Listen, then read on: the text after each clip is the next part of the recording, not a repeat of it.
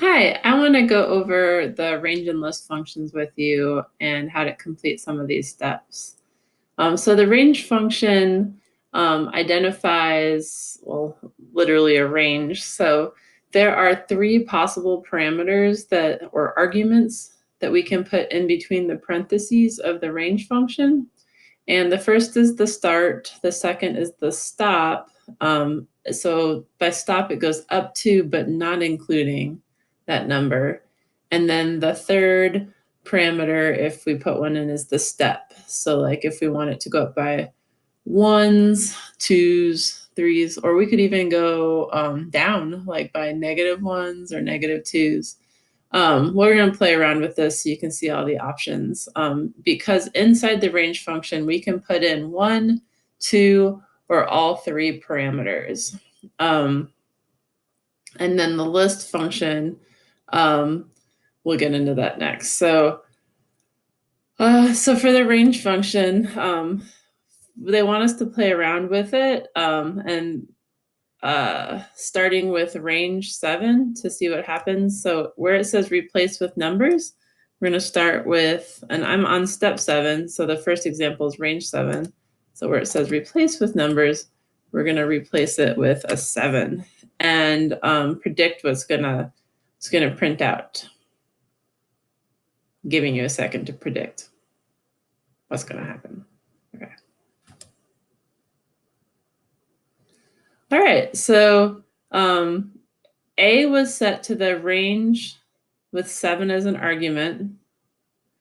And then A was reset to the list of itself. And then that list is printed.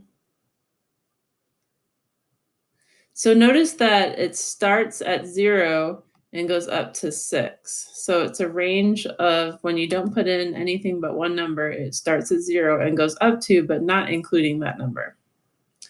All right, let's test the next experiment. Okay, so now we have two parameters, 1 and 8. So predict what you think is going to happen there. All right, run it. All right, so this time it starts at 1 because we did put in a parameter for a start value. And it goes up to, but not including 8. So 1, 2, 3, 4, 5, 6, 7, not including, so it's exclusive of 8.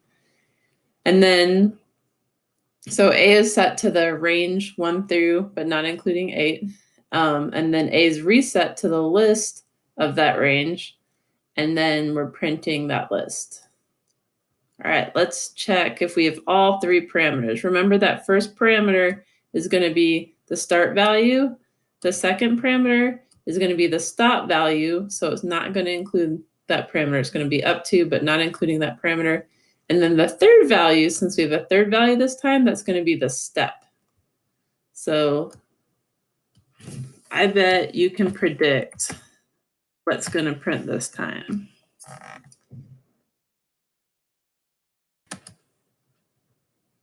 Right, so we're starting at 0.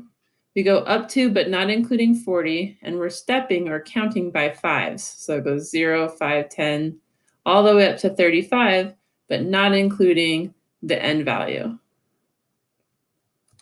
All right, so you're going to be testing all these different ranges, and same with these.